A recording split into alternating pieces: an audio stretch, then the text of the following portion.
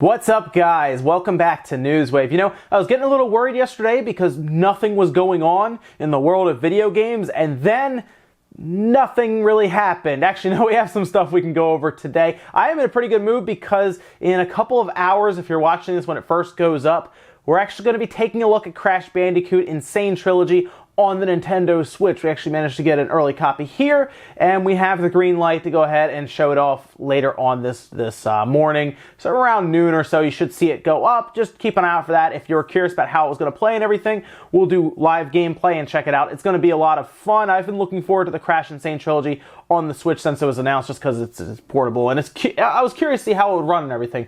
We'll check all of that out. So today, guys, let's start with a game called Murphy's Law. Do you remember that game? It was one that was shown off, an indie game that was shown off where, depending on where you shoot people, their body parts will shrink or grow, and the whole point is to build up a giant on either side. It was very weird. I don't think any of us even still know what's going on with that game. Well, they at least put a tweet out telling us that today we should get more information about this game, whether it's a release date or some other gameplay, because they even put a video out with their tweet saying, can you guess what's going on here? I can't, so maybe they'll at least let us in a little bit as to what's going on here. Also, Nintendo did tell us, after telling us about the Labo being compatible with Mario Kart 8 Deluxe, that more games in their library would also become compatible. Which ones? Well, they didn't really tell us. They just said, look out for more things to happen. And now we can kind of guess as to what other games they could do with Labo. And honestly, it's anyone's guess at this point. I mean, there's a lot of stuff that can be done with Labo in the Toy-Con garage, but of course, it made a lot of sense to use the bike Labo creation with Mario Kart 8 Deluxe because you're driving around. I'm curious as to what else they'll come up with. And honestly, why don't you guys let me know what you think they're going to be targeting with this, because it's really cool with Toy-Con Garage since you can pretty much make it, and as long as they tell you, I guess, in some way how to make it and then make it compatible with that game through an update, sure, why not? They can get creative. Also, if you've been playing Paladins on the Nintendo Switch, you may have noticed some bugs, some issues, crashing here and there. I have seen some people complain on Twitter about this, and I have encountered this here and there where the game will pretty much crash and have to quit out or unexpectedly close. I've seen that happen, even freezing. And it looks like they are listening to people, they are getting a lot of feedback, and they are working to fix those. It's very important in certain situations, especially like these, that you do tell them when you run into an issue. Generally, they have a feedback option or bug reports. You can pretty much type right to them, this is what the problem is, even on Twitter, saying, hey, this is what happened, just to let you guys know. They do want to know when something goes wrong, so I don't usually recommend ignoring it if you can, or at least you have the ability to send them the information, because in their latest fixes, they have a ton of stuff that they are fixing, and a lot of it has to do with crashes in games. So if you were concerned about it or you're experiencing a lot, it should get better after version 1.2 comes out, and it sounds like they're going to continue with bug fixes and updates going forward for the Nintendo Switch and all the other versions as well, just to make it so it's pretty much, I guess, as stable as they can get it. Now, guys, with some of that smaller stuff out of the way, let's get into some of the bigger news. Let's start with Capcom today. Once again, of course, they are in the news because they were talking about Monster Hunter on the Nintendo Switch. See, one thing that we keep hearing about is Monster Hunter World. Can we move it over to the Switch? Is that doable? Is that possible? Because Iron Galaxies seems to want to take a shot at it, and honestly, they have one of the best ports on the Switch right now. Yes, that's right, even over Panic Button with their port of the special edition of Skyrim. I guess they could take a shot. They seem very confident. However, Capcom does not seem interested, or they even say it's not possible or they can't do it. This was in a shareholders meeting where several people started tweeting out about this. For example, here is Dom, who says, during a shareholders meeting, Capcom said, Monster Hunter World can't be done on Nintendo Switch, implying the game won't be ported to the system. However, executives did state that the company will proceed with developing Monster Hunter games specifically designed for the platform. And I've actually talked about this particular port job where people were asking, can we get World ported over? I don't really think they need it ported over, because if they make a Monster Hunter that is specific to the Switch, they can take advantage of the different abilities of the Switch, whether it's the dual Joy-Cons or the ability, obviously, that's portable and then can communicate to other Switches locally. There's a lot of stuff they can do, and of course, they can pretty much, I guess, try to work around any shortcomings of the system from a power standpoint with Monster Hunter, rather than try to take a big Monster Hunter world and try to scale it down and you know, smear Vaseline, as people like to say, on it. They could build something for the Switch from the ground up because the audience is there. They're about to move over Monster Hunter Double Cross, which is a 3DS game, by the way, to the Switch, and it's probably going to sell really well in the United States. I have a feeling people are going to buy that game well, and I think Capcom can get away with doing 2 different Monster Hunter games. In fact, I think they've kind of fallen backwards into this by accident. They can now make 2 Monster Hunter games. They can do like a Monster Hunter World Series on the Xbox and the PS4 and the PC, and they can do their more, I guess, traditional, as people like to call it, because they say that Monster Hunter World is more, I guess, just friendly, beginner friendly, and it's not necessarily as traditional as the standard Monster Hunters that people have been playing on the 3DS or even the PSP, or I guess even going back to the PS2. They could make 2 different games and honestly probably get a lot of sales out of both of them, and Monster Hunter can grow larger. So yeah, I think this is a good idea. You know, get Double Cross out there to the United States and everything, and then start working, if they have not already, on a Switch exclusive Monster Hunter, because they will get a ton of copies sold. And honestly, I think people on the Switch will be happier with its own version of Monster Hunter rather than trying to scale down the bigger one that's on other systems. Build one specific to the Switch, take advantage of its strengths, right, and kind of work around its weaknesses, and I think you get a very, very good, very competent Monster Hunter game that everyone will be happy with. Next up, let's talk about The World Ends With You Final Remix. This is a game, obviously, that was announced during a Nintendo Direct. We saw it. It looked like The World Ends With You, possibly the mobile version that's moved over to use, I guess, just physical controls with Joy-Con controllers and everything. And it is coming to the Switch. In Japan right now, we have a release date. That's September 27th. And we had a new trailer released and everything. And they even showed us a really cool looking special edition. First though, the game coming out September 27th, and it'll be 4,800 yen plus taxes, of course. And then the larger special edition will be 17,000 yen. The special edition, as you're seeing here, is called It's a Wonderful Bag, and it comes with a couple of different items. Square Enix is going to have, obviously, the game, a soundtrack CD, art book, stylus pen, an acrylic stand, stickers, and obviously, as you see there, a sticker set and badge. And of course, it has like a bag and everything, like we were saying.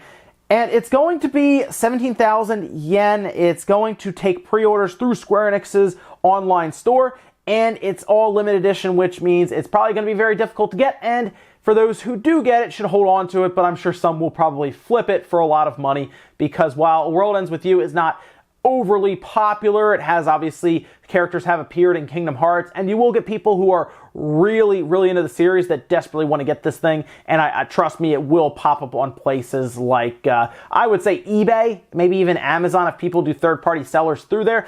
Either way, I would expect I guess a US or just, in this case, worldwide release around that time. I could see it come out in Japan first, and then maybe a week later, maybe even a few days later, maybe a month later, it'll come out. So I'm thinking if it's September 27th here, maybe the first week of October everywhere else. I would love to see it day and date, same day and everything. That would be great, but obviously they're going to release it first in Japan, if anything, just because that's really an audience that will buy into it easily. And I would like to see this limited edition come outside of Japan. I know they're doing it through their website, but that is a really cool special edition that I'm sure just fans of that series would love to get a hold of. It's already going to be limited, and if they don't release it outside of Japan, it's going to be even that much more exclusive. So good luck to anyone wanting to get it, but look for a late September, early October release worldwide as well. Next up, let's talk about just some weird off-the-wall news. Forza Horizon 4 looks great. We saw the gameplay and everything for it.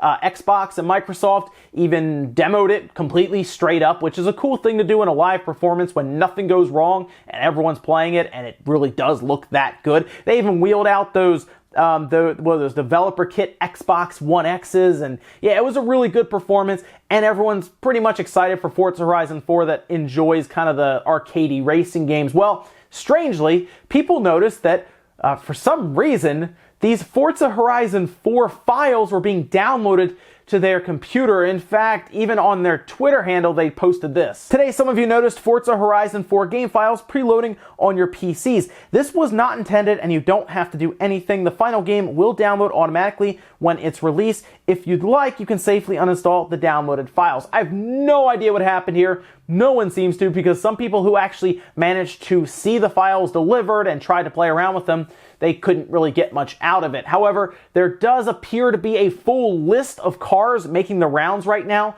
from data miners who did go through the files, but you can't launch the game or anything. They don't even seem to, I guess, control it or really know why this happened. Or maybe they know why, but they don't really know why it shows up randomly in their shop. But hey, I guess people are just getting random Forza Horizon 4 files. They just don't do anything. They just say that you can uninstall it and it will just install automatically when it releases. What a weird thing to happen, but hey, there you go. If you saw mystery files for Forza Horizon 4 show up on your computer, you could safely uninstall them and not have to worry about missing out on the game when it comes out. In our last bit of news, let's talk about something that kind of caught me by surprise. I think a lot of people by surprise, and that is, well, Konami and David Hayter actually working together again. This is very interesting to see because, of course, David Hayter worked in Metal Gear, was kind of ousted and everything, and he did show back up with Smash Bros. Ultimate, which was really cool to see. And now he's going to lend his voice to Super Bomberman R because Snake and Raiden, Naked Snake and Solid Snake, and then Raiden are all showing up in Super Bomberman R in an update that is live right now. Version 2.1 is now live, and it has a ton of stuff. It has Snake, like I said, just regular Snake, Naked Snake.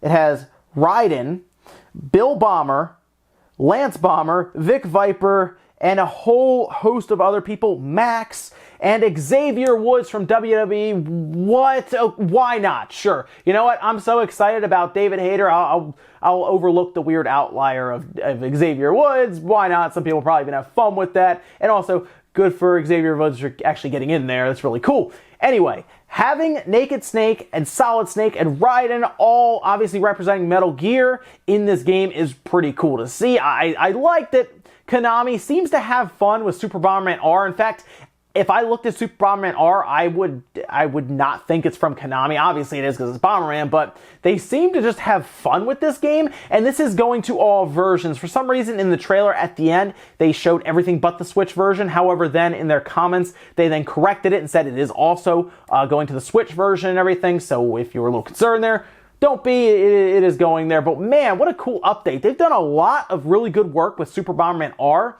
and I think it's just been selling well for them. It sold over 1 million copies on the Switch, seems to be selling well on the other systems, and they're just making money, so they're giving people free updates and adding characters and just trying to make it more and more worth that $39.99 price that it's currently set for. But hey, with updates like these, it gives you a reason to buy in, and what a cool thing to see. They also added a new mode called Grand Prix mode and everything, so yeah, jump in with Super Bomberman R if you have it and you haven't jumped in a while, because you're going to get some updates and you're going to get a whole host of new characters. And hey, how cool is it to play as Snake or Raiden or Xavier Woods? Sure, why not? In Super Bomberman R. It's pretty cool to see how far that game has come from release when the Switch first came out to now. Ladies and gentlemen, that's going to do it for Newswave today. If you enjoyed this video, guys, hit the like button. Really helps out. If not, hit the dislike. Leave a bunch of comments down below about everything we talked about today, whether it's Super Bomberman R. Maybe you have noticed all of the updates that have been happening and all the characters they've added. It's gone to all different platforms.